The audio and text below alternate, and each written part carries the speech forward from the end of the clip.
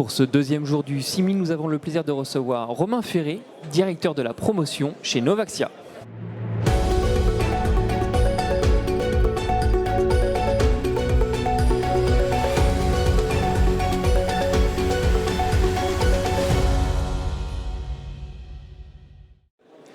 Romain Ferré, bonjour.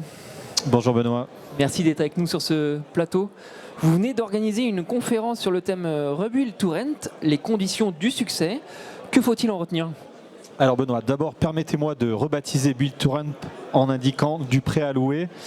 Écoutez, c'était une table ronde intéressante avec des participants de choix. On avait Éric Césari, vice-président de la métropole du Grand Paris, nos deux partenaires Uxco et aussi Natif avec qui on réalise des opérations.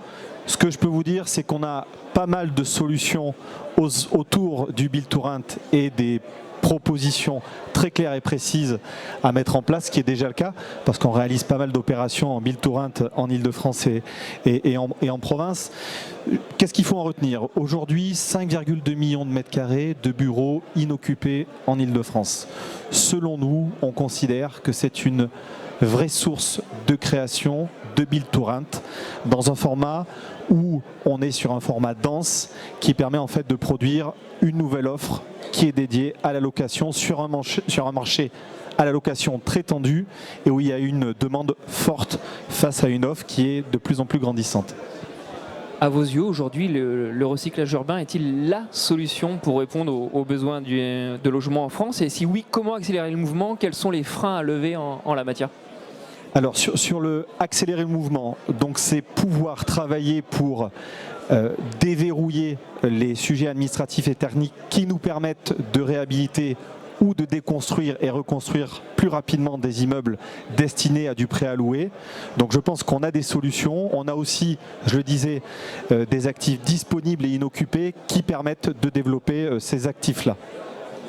Aujourd'hui, Novaxia recense 95 projets de recyclage en cours.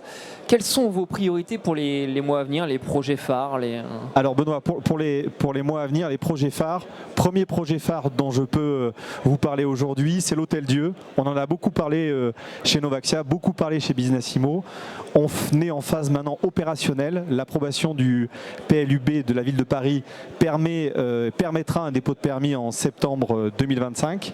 Et également, comme vous avez pu le constater, nous aurons la chance d'accueillir le musée Notre-Dame à l'intérieur de l'opération. Donc les priorités pour les Novaxiens, c'est développer les opérations qui sont embarquées chez nous, qui sont nombreuses, et aussi continuer à développer des investissements avec l'appui de nos investisseurs particuliers. La tâche sera importante et on sera au rendez-vous. On connaît le contexte un petit peu économique, politique. Quels sont les atouts là, de Novaxia aujourd'hui ? Les atouts de Novaxia, Benoît, c'est d'avoir déjà un embarqué important, d'avoir réussi à dialoguer avec les élus, la ville et tout l'écosystème grâce à l'occupation temporaire qu'on peut aussi mettre en place sur nos actifs. Cette occupation temporaire nous permet un dialogue plus simple, plus rapide avec les élus et les riverains et une approbation de nos opérations beaucoup plus efficace et rapide. Romain, merci beaucoup pour cet échange. Merci Benoît, à très bientôt. Et à très vite pour une nouvelle émission.